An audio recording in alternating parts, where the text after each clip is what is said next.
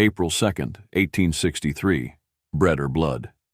The streets of Richmond, Virginia, witnessed a dramatic and desperate act of civil unrest known as the Richmond Bread Riot.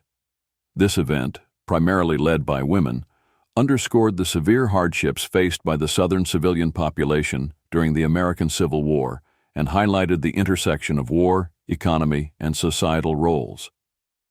By 1863, Richmond's population had swelled to over 100,000 due to an influx of refugees and wounded soldiers. The Union blockade had choked off imports, and much of the available food was redirected to the Confederate Army.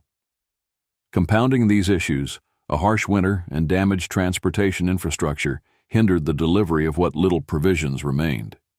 Consequently, food prices soared, with staples like flour and meat becoming exorbitantly expensive. For instance, the price of flour had risen to 10 times its pre-war value.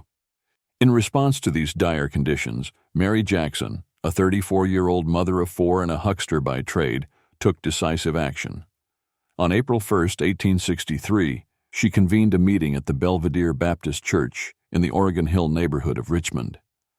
The assembly comprised primarily working-class women, including laborers from Confederate ordnance factories and wives of Tredegar Iron Works employees.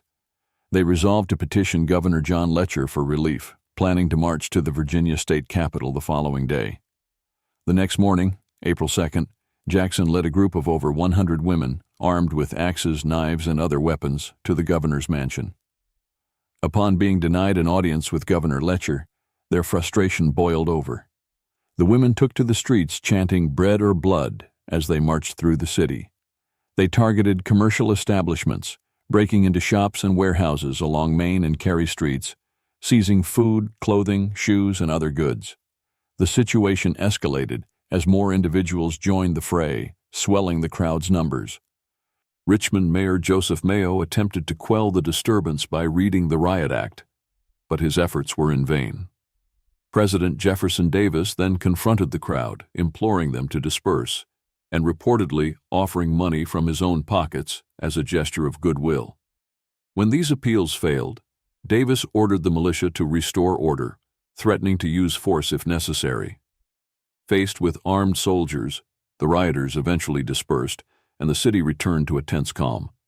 In the aftermath, authorities arrested several participants, including Mary Jackson. However, due to overcrowded jails and the inability to provide for the prisoners, many were soon released. The Confederate government sought to suppress news of the riot to prevent damage to morale, but reports spread, notably through Union prisoners who witnessed the events. The Richmond Bread Riot was the largest civil disturbance in the Confederacy during the Civil War. It exposed the profound strains on Southern society, where traditional gender roles were upended, as women became active agents of protest. The event also highlighted the Confederacy's inability to provide for its civilian population amidst the relentless demands of war. The chant, "Bread or Blood," encapsulated the desperation and determination of those who participated, leaving an indelible mark on the historical narrative of the Civil War. For enthusiasts of historical ephemera, visit history-collectors.com to find collectibles that might complement your collection. You can own a piece of history,